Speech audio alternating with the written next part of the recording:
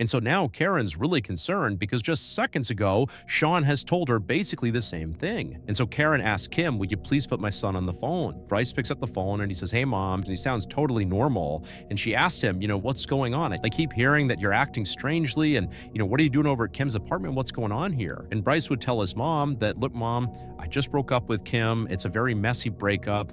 That's why she's calling you. She's upset. And, that's why I'm over here. We're talking about it. And look, at this point, I just really want to go home. I want to go back to my apartment, but she has my keys. Can you please tell her to give me my car keys back so I can leave? But Karen wasn't really buying it. She knew her son really well, and it just seemed totally strange that two of his very close friends in his inner circle would say the same thing, independent of one another. And so she says, you know what, Bryce, look, I want you to just stay there, and I'm going to fly out there first thing tomorrow morning, and I'm going to just see what's going on out there. And at this, Bryce immediately says, no, Mom, I have a lot to talk to you about, and until I talk to you about it, I don't want you coming out here. And so Karen's like, what do you mean you have a lot to talk to me about? What is it that you have to talk to me about? I don't really understand. But Bryce refused to elaborate over the phone, which Karen thought was very odd because Bryce was remarkably forthcoming with his parents. They had a very open relationship. They were very honest with each other. So for him to not even give a hint at whatever it was that was on his mind that in some way had to do with what was going on here,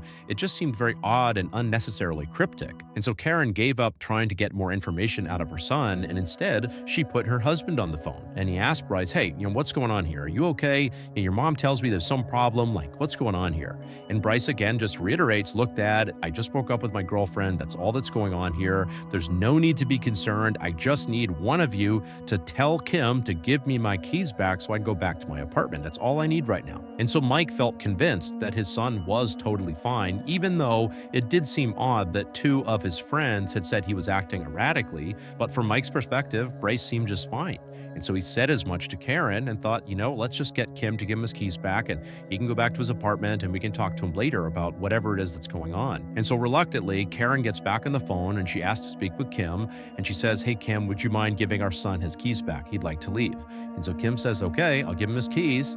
And then they hung up. And then Kim got the keys out. She gave them to Bryce and Bryce left. At about 11:30 p.m. that night, Bryce was in his car. He was getting ready to leave when his mom called him back and said, okay, look, I want you to go home, but as soon as you get there, just give me a call so I know you're safe. And Bryce said, no problem, I'll give you a call. About an hour and a half later at 1 a.m., Bryce called his mom back to let her know that he was home safe at his apartment. And Karen and Mike are totally relieved and they tell their son, okay, we'll talk to you tomorrow morning. 10 hours later at 11 a.m. on August 29th, Karen received an automated phone call from her car insurance company letting her know that roadside assistance had been used on their 2003 Toyota Highlander car.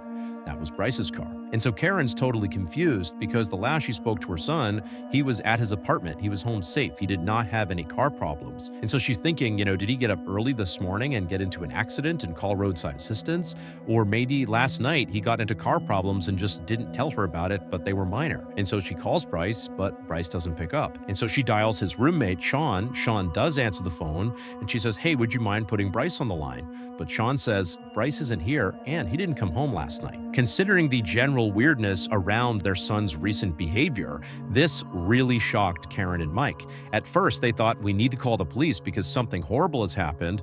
But then they thought, well, wait a minute, let's go into his bank statements because he has a credit card that we gave him, and let's see if there's any recent purchases that will allow us to track where he is. And so they pull up his bank statements, and his most recent charge was only a few hours earlier, and it was at a car repair shop in Buttonwillow, California, which is the small desert town right off of the I-5 highway, located about halfway between his school campus and their hometown in Laguna Niguel. And so Karen and Mike assume their son last night must not have gone to his apartment, but instead just kept on driving south in an attempt to drive all the way back home to his hometown of Laguna Niguel. I mean, after all, he did tell his mom he had a lot to talk about and he didn't want to talk about it on the phone, and so they assumed he must be driving here to talk about whatever it was in person. And perhaps he ran into some car problems in Buttonwillow, California. That's why he pulled over. That's why there's this charge at this auto repair shop. And so Karen calls the auto repair shop in Buttonwillow, and a man who works there named Christian answered the phone.